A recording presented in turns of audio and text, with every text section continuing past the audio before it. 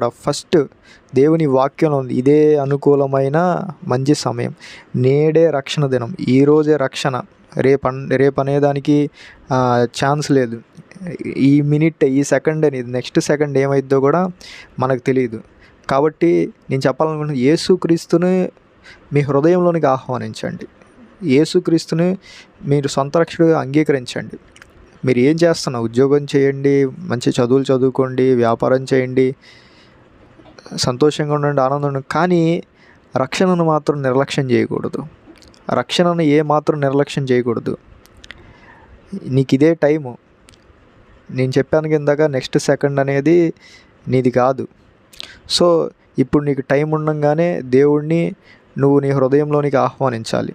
So ఈ విధంగా చేయండి. రోజుకు ఒక 10 నిమిషాలు దేవుని సన్నిధిలో గడపండి. ఫస్ట్ ఆఫ్ ఆల్ యేసుక్రీస్తుని మీ హృదయంలోనికి ఆహ్వానించండి. నేను ఎందుకు చెప్తున్నా అంటే, ఒక ఎగ్జాంపుల్ నేను చెప్పాలని ఆశపడుతున్నా.